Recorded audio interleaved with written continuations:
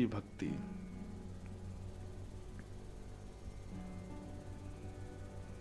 जगन्नाथपुरी के पास में एक मंदिर है साक्षी गोपाल। कौन से?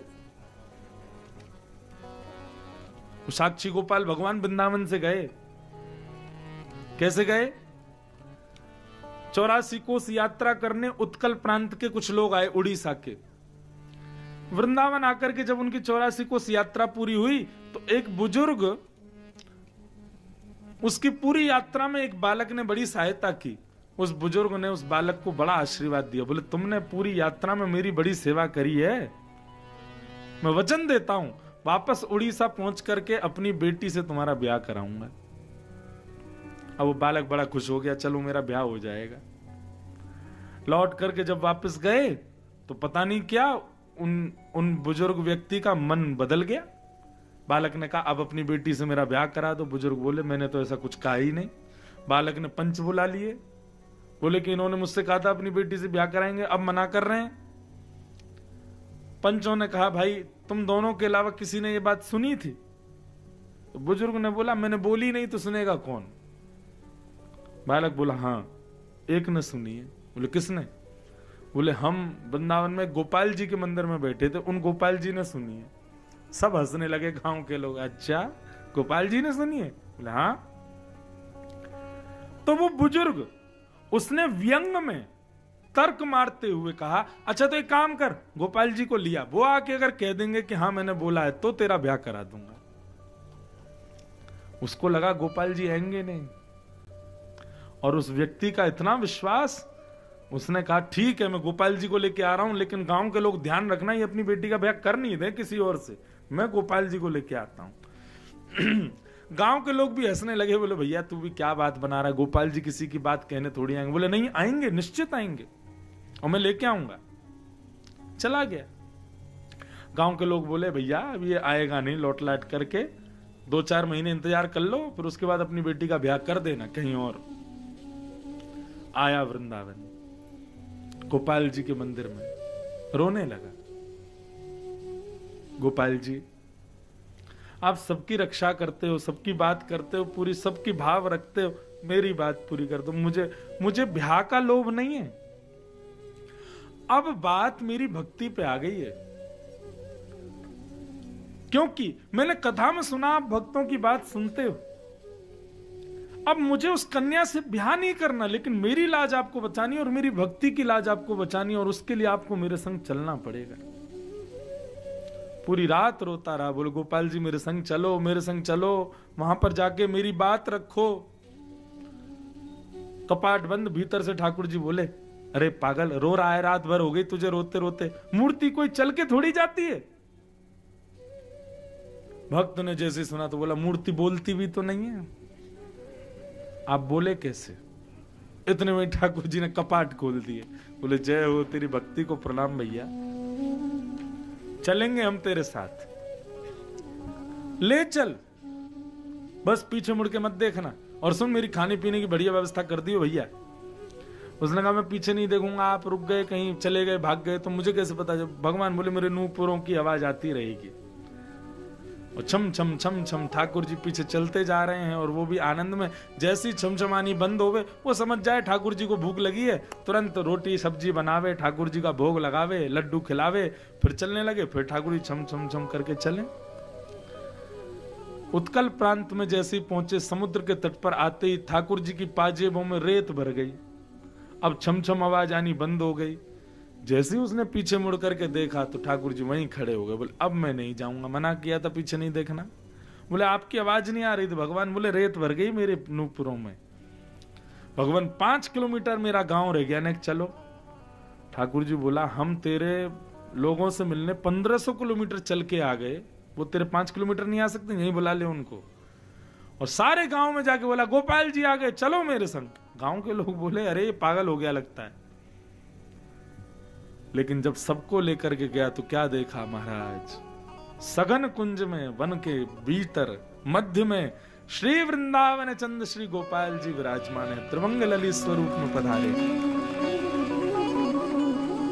और उस समस्त पंच और ग्रामवासियों के सामने ठाकुर जी ने कहा कि हाँ, इन बुजुर्गों ने मेरे सामने कहा था कि अपनी बेटी का ब्याह ये इससे कराएंगे। तब से उनका नाम पड़ गया साक्षी गोपाल। नियम तोड़ा कि नहीं ठाकुर जी ने? ठाकुर जी मूर्ति हैं, कहीं नहीं जाते। ठाकुर जी अपने मंदिर में रहते हैं, वर्षों वर्ष वहीं सेवा कराते हैं, लेकिन एक भक्त की प्रेम लक्षणा भाव पर रीच करके ठाकुर जी गए, और केवल 5-6 किलोमीटर गए हो नहीं, 1500 किलोमीटर चल करके दूर वहां उत्कल प्रांत में जाकर के बैठ गए वृंदावन से। क्यों? केवल अहितु की भक्ति।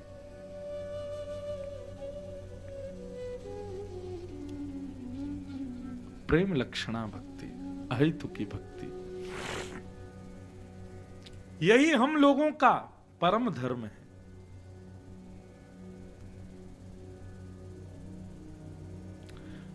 इस कथा का संकल्प यही होना चाहिए कि हमारे हृदय में अहितु की भक्ति आवे, हमारे हृदय में ऐसी प्रेम भक्ति प्रकट हो जिससे ठाकुर जी के विलग स्वरूप का हम दर्शन अनुभव कर सकें।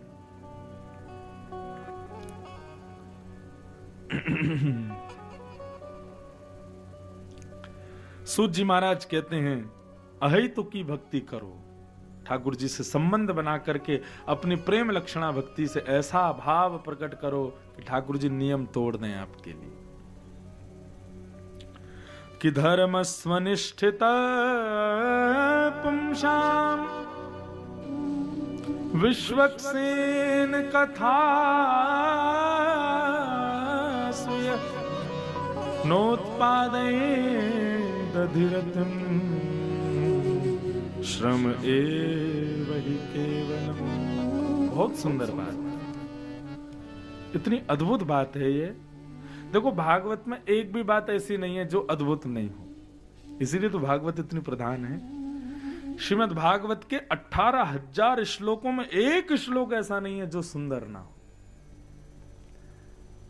इसलिए फल की उपमा दी गई, और वो भी ऐसा फल, सामान्य फलों में तो छिलका गुठली होती है, उसको त्याग दिया जाता है, फेंक दिया जाता है, लेकिन भागवत में छिलका गुठली है ही नहीं, सब रस ही रस है, रसमालयम, सब ग्रहण योग्य। एक एक श्लोक इतना सुंदर है भागवत का कि उस पर भी प्रवचन किया जाए 4-4 घंटे बोल सकते हैं एक एक श्लोक पर।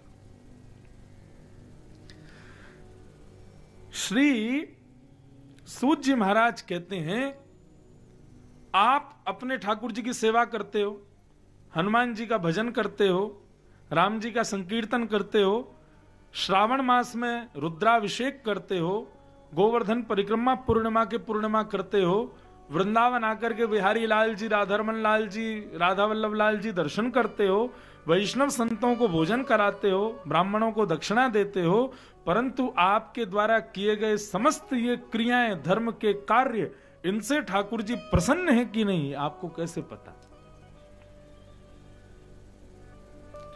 आपके धार्मिक अनुष्ठान, आपकी धार्मिक क्रियाओं से ठाकुर जी प्रसन्न है कि नहीं, ये आपको कैसे पता चलेगा? तब यहां पर श्री सूत जी महाराज कहते हैं भैया खूब बिल्लू पत्र चढ़ाओ, खूब गिरिराज जी परिक्रमा करो, हनुमान जी पे चोला चढ़ाओ, वैष्णवों को भोजन पवाओ, ब्राह्मणों को दक्षिणा प्रदान करो, और इन सब को करने के बाद किसी साधु पुरुष, किसी महात्मा, किसी वैष्णव की, किसी वक्ता की कथा में जाकर के बैठना। यदि वहां आपका मन लगने लग जाए तो समझना आपके द्वारा की गई सारी क्रियाएं ठाकुर जी ने स्वीकार की हैं। नहीं लगे मन तो समझ जाना अभी हमको और करना है। मतलब विश्वक्सेन कथासु यह, विश्वक्सेन भगवान की कथा में रुचि होना, यह भगवान की राजी होने का परिलक्षण भाव है। जिस पर ठाकुर जी राजी नहीं होते वो कथा में आकर के भी कथा में मन नहीं लगेगा उसका।